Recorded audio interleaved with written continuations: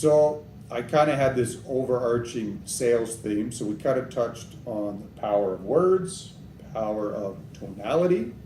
There's two other ones I want to just quickly touch on before we wrap up. So power of focus. What were you kind of looking at when you dove into that? Well, the power of focus is really focusing on your client. Like, we know when we're the center of attention or not.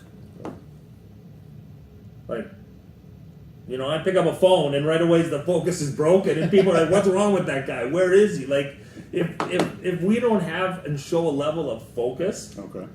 you know, if my wife isn't, if I'm having a conversation with her and I'm picking up my phone and looking, like, I have broken rapport. What does that do? It breaks the rapport. It breaks the connection. Gotcha.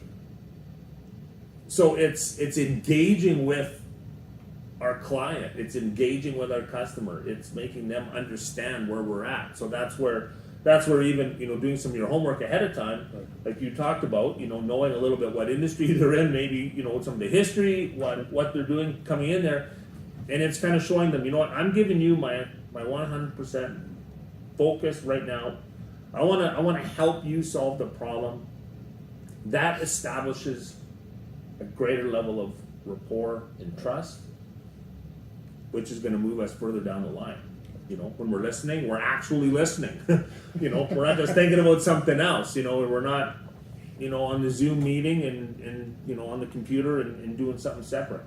You know, and I fall victim to that, you know, often. I try to multitask, but it's really the power of focus is because once they feel that our attention is 100% with them, that's a game changer.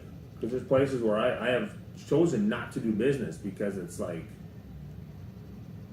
I don't think they weren't really with me, you know. There's nothing worse than, you know, answering some of their questions and then them realizing that they didn't even hear what I was saying and they're just trying to, you know, I say this and then they respond with something completely different. You're like, dude, you're not answering my question. You're not with me, you know. Right. And that's rapport. Right. So could you kind of boil that down into one word, respect? I think, like you say, if you're going into a business, they're not focused on you. Are they really respecting your time? Do they value your business at all? Probably not. So, you know, if you're out there trying to build that rapport with someone, putting in that focus, I think is a good way to show them respect, because chances are there are numerous options available to them within the market that they can go and take their business elsewhere.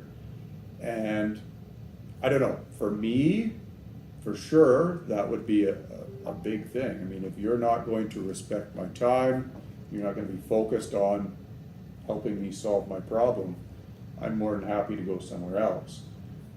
But I would find on the reverse side of that is, if you are attentive, you are respectful of what's going on, I will be fairly loyal as a client going forward, because to me that's a big thing for me. Yeah, and the word loyal is an interesting word. Like, we want our clients to be loyal to us, but how loyal are you to your client? Right. Like, it's a two-way street. Like, Right. like I have an expectation that my clients will be loyal to me, but how loyal am I to them in you know, maintaining and building that level of rapport and respect, and actually they're working for them to solve their problem. Right. And the companies and the salespeople and the businesses that focus on that, they're the ones, you know, that have a higher customer retention. Usually their profits are higher, and they have a different level of, I want to say, even connection with their clients. You know, they're the ones that typically then people will say, well, I know a guy. Well, I'm going to go. No. You don't go to talk to anybody until you go see Jared. Right. Jared's going to help you. Right. And usually that comes because out of how you've served them, the loyalty that you have expressed to them through all the little ways we talked about. And it's not just one of these. You're adding each of these little areas that we've talked about and combining that, you know, as your entire method of operation. And as you stack all those things together, you know, it makes you, I'm going to say immovable, but it sets you apart from really a lot of the other, and I'll just say a lot of the other jokers out in the market that are just, they're trying to sell you something. They're just Right. trying to sell you a product and service. Right. And that's why people will pay more.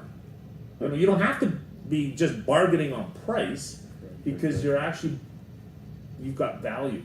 And they can see the value, and then people go, okay, yeah, the experience is different here. I'm going to pay a little bit more, even though the product may be exactly the same. Right. They will have some loyalty. Gotcha.